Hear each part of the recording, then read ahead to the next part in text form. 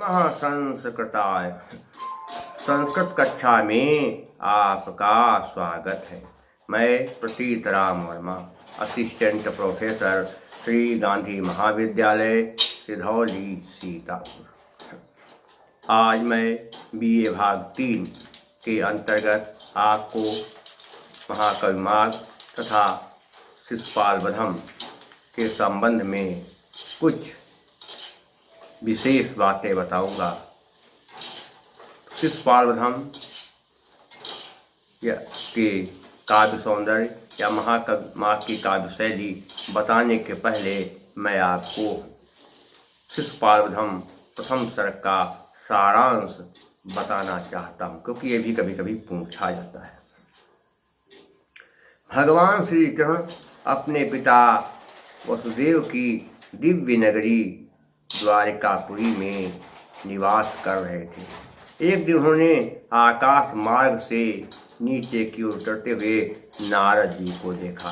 पहले भगवान श्री कृष्ण समझ नहीं पाए कि नारद जी हैं, क्योंकि उन्हें देखकर लगा कि मानो कोई क्या कहते ये जो है बहुत तेज जो नीचे आ रहा है, क्या ये अग्नि है, क्या ये सूर्य है। लेकिन जब नारद थोड़ा नीचे आ गए तो सब लोग जान गए कि ये नारद जी हैं।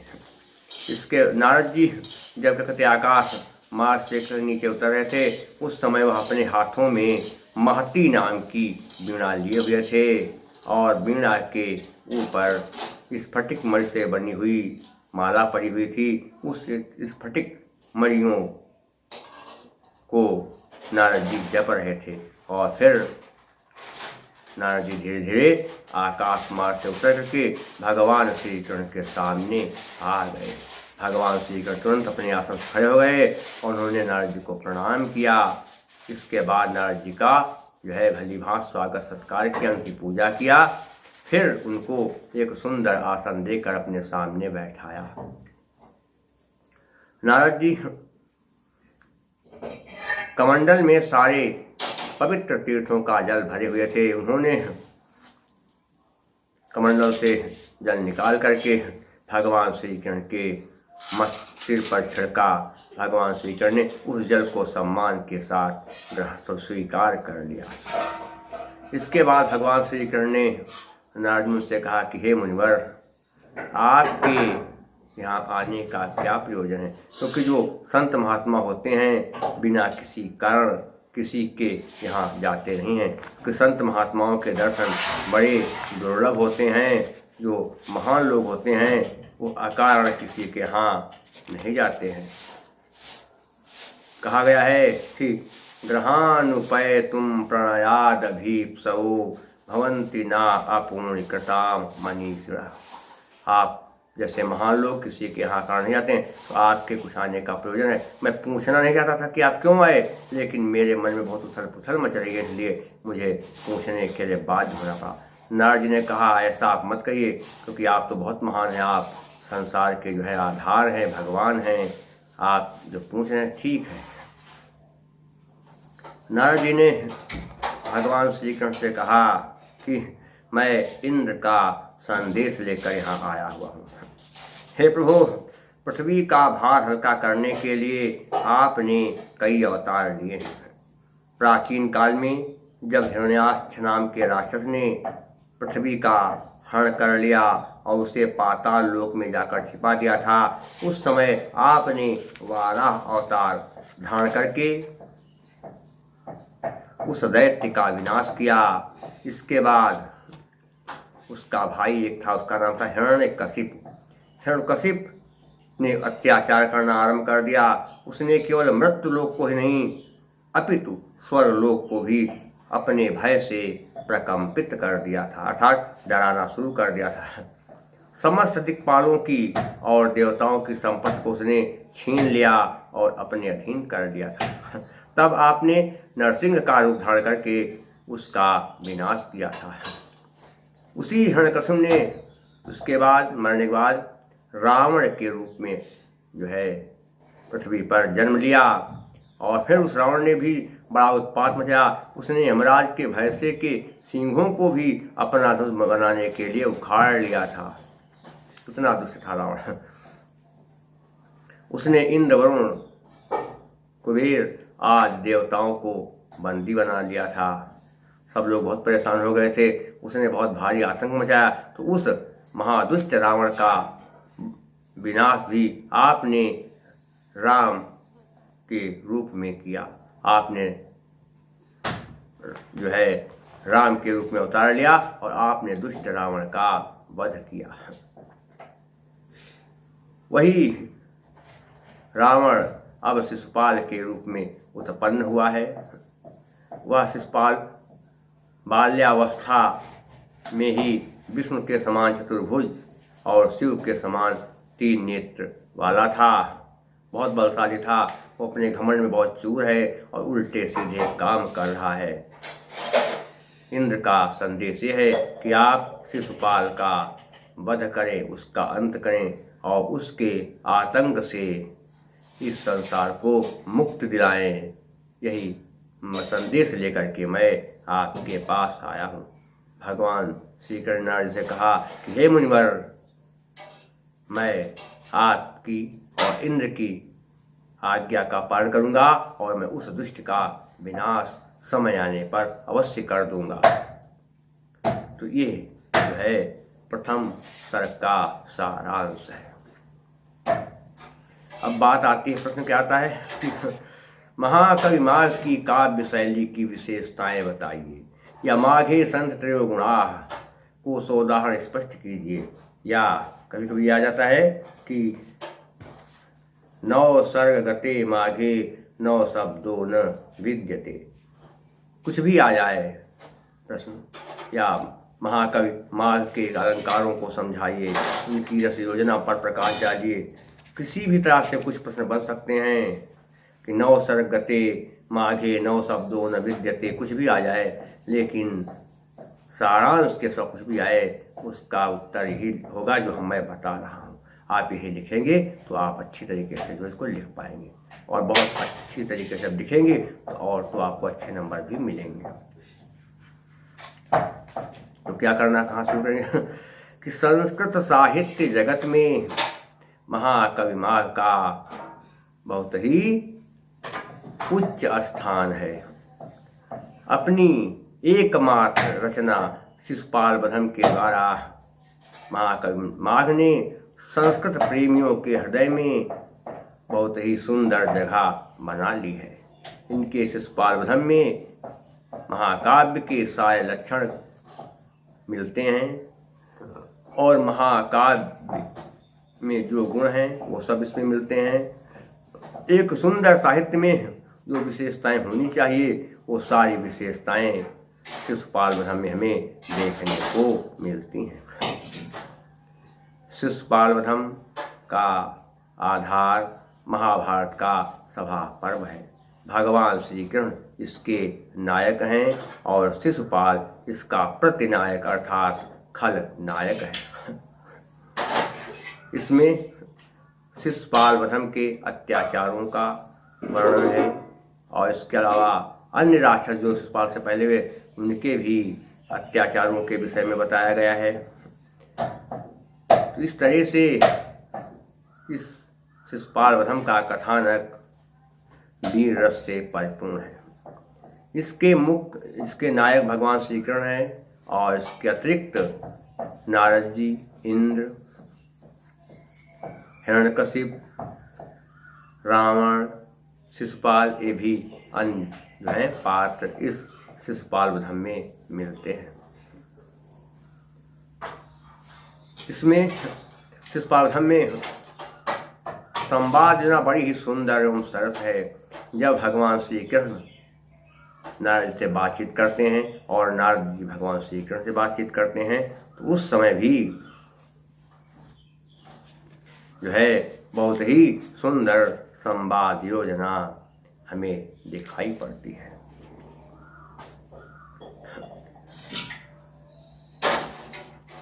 ऐसी स्थिति में भगवान श्री कृष्ण नारद जी से कहते हैं कि हे मुनिवर, आपके दर्शन बहुत बड़े पुण्य से ही मिलते हैं। भगवान श्री कृष्ण नारद से कहते हैं कि हे मुनिवर, हरत्यघं सम्प्रति हेतुरेष्यतः शुभस्य पूर्वाचरितैः कृतं शुभैः शरीरभाजां भवदीयदर्शनं व्यनक्ति कालत्रिये अपि योग्यताम्। कि आपका दर्शन बड़े ही पुण्य से मिलता है हे मुनिवर, हमारे पुण्य कर्म थे, इसी से आपके दर्शन मुझे संभाल लेना है। अब आती है कि बात देश काल वातावरण का भी महाकवि मांग ने बड़ा ध्यान रखा है। संध्या, सूर्योदय, चंद्रोदय, नदी, तालाब, पहाड़, इन सब का सुंदर समन्वय महाकवि माघ ने शिशुपाल वधम में किया है। रेवतक पर्वत का भी सुंदर वर्णन महाकवि माघ ने किया है। बताया कि रेवतक पर्वत के एक ओर भगवान सूर्योदय हो रहे थे और एक तरफ चंद्रमा अस्त हो रहा था। ऐसी स्थिति में रेवतक पर्वत ऐसा लग रहा था कि मनुष्य के गले में घंटा बंधा हुआ है, वो हाथी के समान लग रहा था। तो ये बताया। और तत्कालीन परंपराओं, रीति रिवाजों का भी महाकवि माघ ने अपने शिशुपाल वधम में बहुत ही सुंदर और सजीव वर्णन किया है। महाकवि माघ ने मुख्य रूप से वीर रस को अपनाया है, लेकिन वीर रस के साथ साथ इसमें अन्य भी रस दिखाई देते हैं। जब नारद जी आकाश मार्ग से कर नीचे उतरते हैं तो उनको देख करके भगवान श्री कृष्ण और उनके आसपास के लोग समझते हैं कि ये कोई तेज आ रहा है। तो ये क्या तेज सूर्य हैं? लेकिन सूर्य तो ऊपर सीधे चलते हैं, सूर्य की गति क्या होती है? तिरछी होती है, और अग्नि हमेशा ऊपर हो जाती है। तो ये ऐसा नहीं। तो सब लोग आश्चर्यचकित रह गए। इसलिए वहाँ पर क्या है, शुरुआत में है अद्भुत रस है। भगवान श्री कृष्ण और नारद जी की बातचीत में शांत रस है, और भगवान श्री कृष्ण जब नारद जी का सम्मान करते हैं वहाँ पर भक्ति रस है। जब भगवान श्री कृष्ण शिशुपाल का वध करने के लिए प्रस्थान करते हैं तो रास्ते में रेवतक पर्वत पड़ता है, और वहाँ पर जो है बहुत ही सुंदर और अद्भुत दृश्य दिखाई देता है।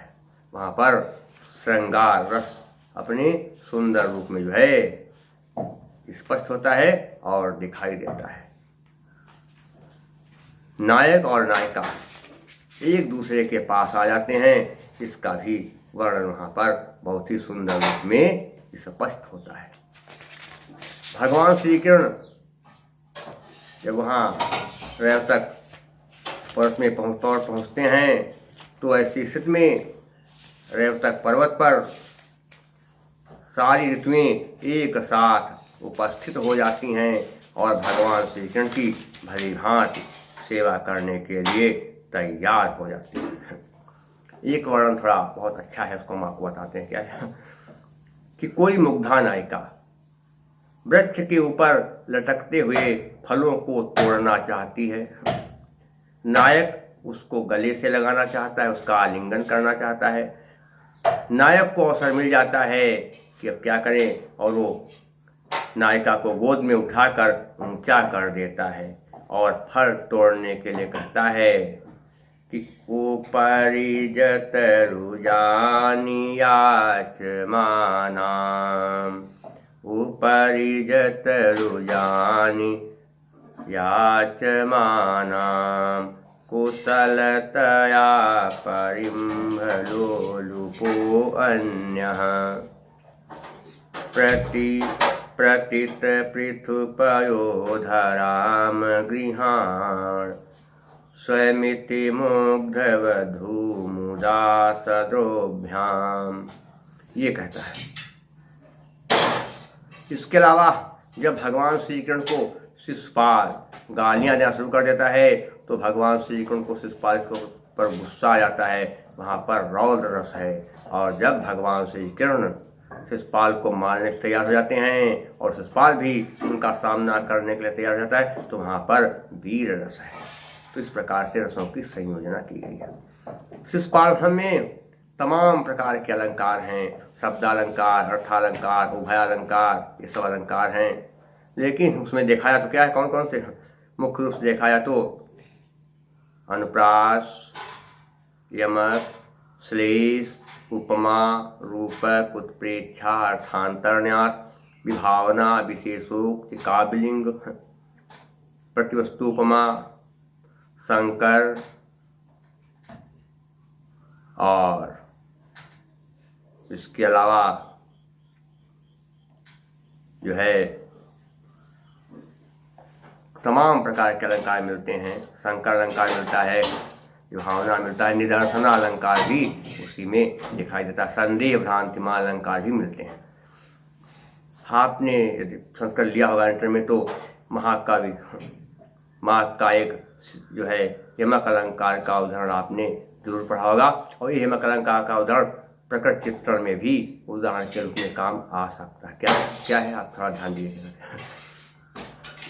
कि नव पलाश पलाश वनम इस फुट पराग परागत पंकजम मृदुललतांत लतांतम लोकयत सुरभि सुरभि सुमनो भरेह। ये अलंकार का है यमक अलंकार। तो और इसके अलावा महाकवि माघ ने जो है बहुत ही सुंदर सुंदर शब्दों की योजना प्रस्तुत किया है।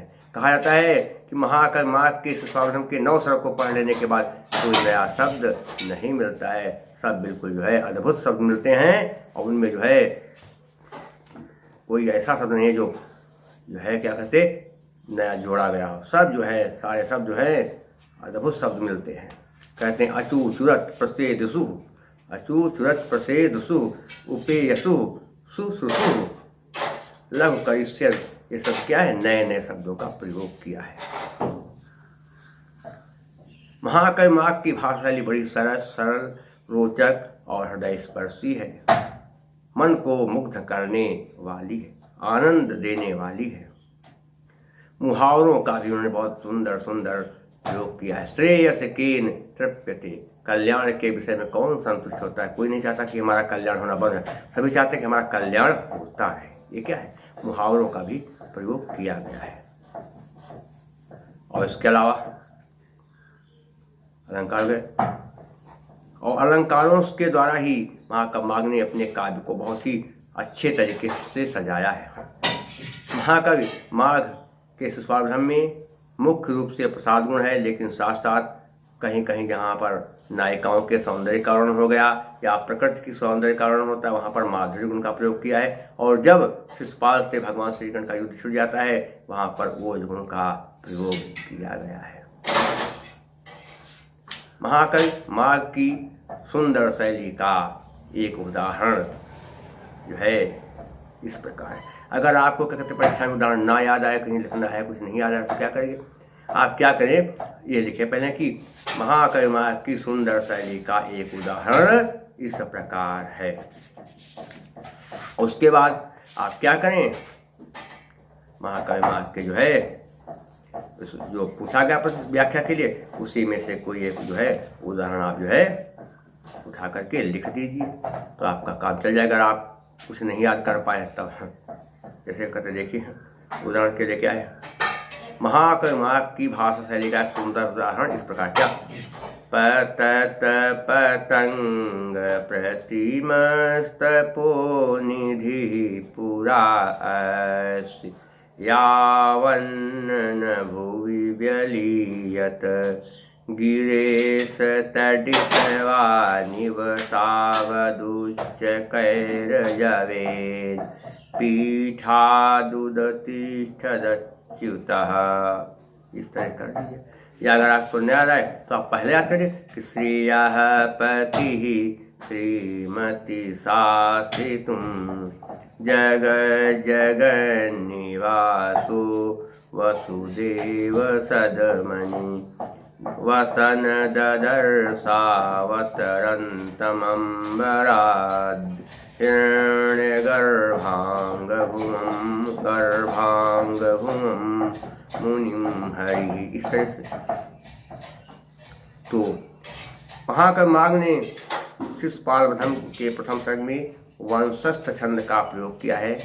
75 श्लोक हैं और उसमें 74 श्लोक 74वें श्लोक में पुष्पिताग्रा और 75वें श्लोक में शार्दूल विक्रीडम छंद का प्रयोग किया। 3 छंद कौन कौन से? वंशस्थ और पुष्टाग्र और शार्दूल विक्रीडम। आप कोई भी जो है वहाँ पर जो श्लोक होगा लिख देंगे कि वंशस्थ छंद का एक उदाहरण इस प्रकार से है। और आप क्या करें, तुरंत जो है आप उदाहरण लिख दीजिए कि वंशस्थ छंद का उदाहरण इस प्रकार क्या? गतम तिरश्चीन मनुरुसारथेह प्रसिद्ध मूर्ध्व ज्वलनम हविर्भुजा पतत्यधोधाम विसारि सर्वतः किमेतदित्याकुलमीक्षितं जनैः। ये वंशस्थ छंद का उदाहरण है। बात आती है रीत की।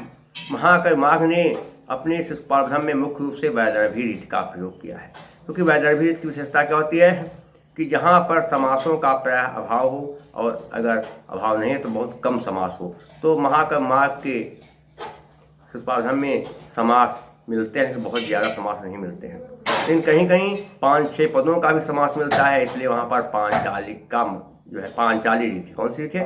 पांचाली रीत है। कहीं कहीं समास कम ज़्यादा, कहीं ज़्यादा कहीं कम, तो ऐसी स्थिति में वहाँ पर लाटी रीत है। तो 3 ये रीतियाँ भी मुख्य रूप से महाकवि माघ के शिशुपालवधम में पाई जाती हैं। महाकवि माघ की शिशुपालवधम में मुख्य रूप से सात्वती वृत्ति मिलती है, क्योंकि जहाँ पर वीर रस होता है वहाँ पर होती है सात्वती वृत्ति, तो सात्वती वृत्ति मिलती है।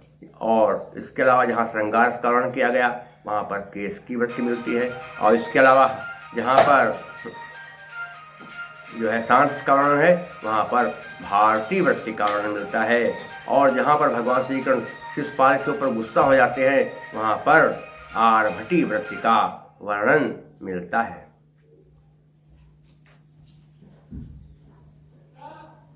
तो इस तरह से महाकवि माघ के शिशुपालवधम में वो सारी विशेषताएं मिलती हैं जो एक सुंदर साहित्य की विशेषता होती है। तो इस प्रकार से ये सिद्ध हो जाता है कि महाकवि माघ के शिशुपालवधम में हमें सुंदर प्रकृति चित्रण मिलता है। तमाम प्रकार के सुंदर सुंदर अलंकारों से महाकवि माघ ने शिशुपालवधम को सजाया है। वीर रस के साथ साथ शांत, श्रृंगार और अद्भुत तथा रौद्र रस की भी संयोजना किया है। प्रसाद, माधुर्य और वैदर्भी प्रसाद गुण और ओज और माधुर्य गुणों का भी प्रयोग किया है। मुख्य रूप से वैदर्भी रीत है, लेकिन साथ साथ पांचाली और लाटी रीत का भी महाकवि माघ ने अपने काव्य में प्रयोग किया है। इस प्रकार से महाकवि माघ का शिशुपालवधम काव्य सौंदर्य से परिपूर्ण है। केवल भाव विधान से ही नहीं बल्कि आंतरिक विधान से भी परिपूर्ण है। सुंदर सुंदर भाव भी शिशुपालवधम में मिलते हैं। सुंदर सुंदर जो है दर्शन, ज्योतिष,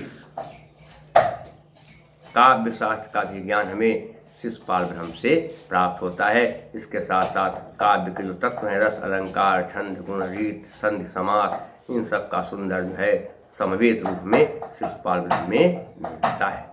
इस प्रकार शिशुपालवधम एक सुंदर महाकाव्य है जो संस्कृत प्रेमियों के हृदय में आज भी अपना जो है उच्च स्थान बनाए हुए है।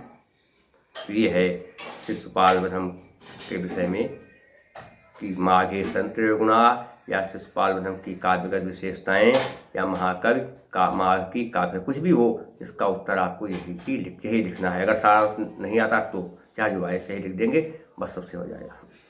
मैं शिशुपालवधम महाकाव्य में 34 श्लोक पढ़ा चुका हूँ। अब इसके बाद मैं उसमें अब बंद कर दूंगा पढ़ाना, क्योंकि पूरा ग्रंथ पढ़ना चाहिए, लेकिन इस वीडियो में आधा घंटा से ज़्यादा बन नहीं पाता है। उसमें आधा घंटा में 4 श्लोक ही अच्छी तरह से हो पाते हैं। इसलिए अब मैं भाग 3 के अंतर्गत कुछ दूसरी चीज़ पढ़ाना शुरू करूँगा, क्योंकि बी थर्ड का तो मैं दर्शन बीच बीच में पढ़ा ही रहा हूँ और काव्य शास्त्र भी पढ़ा रहा हूँ फर्स्ट पेपर का। अब मैं विचार करूँगा कि कौन सी चीज़ पढ़ाएं जो ज़्यादा परीक्षा की दृष्टि से महत्वपूर्ण है, आपको आगे भी वो काम में आए। एक ही और का ध्यान दें कि अधिक ज्ञान शाकुंतलम भाग 9 में जो PDF है, PDF में आपको संधि ज्ञान मिल जाएगा। आप जैसे मेरा वीडियो खत्म होगा आप PDF खोलेंगे, तुरंत आपको 60 पेज का जो है संधि प्रकरण मिल जाएगा। और एक समास ज्ञान मैंने अलग से वीडियो डाला है, उसको भी आप ध्यान से सुन लीजिए, क्योंकि उसको हमने लिखा नहीं है, हमने बोर्ड पर बताया कुछ, क्योंकि बोर्ड यहाँ रखा नहीं है हमारे पास। और तीसरी चीज़ है प्रत्यय ज्ञान काव्य प्रयोजन वाले वीडियो में है, उसको सब आप भली भांति देख लें, इससे आपको पूरा ज्ञान हो जाए। तो शेष बातें मैं आपको अगले अंक में बताऊंगा। मेरा मोबाइल नंबर है 798 558 7339 और मेरा व्हाट्सएप नंबर है 97 93 03 47 15। तब तक के लिए नमः संस्कृताय।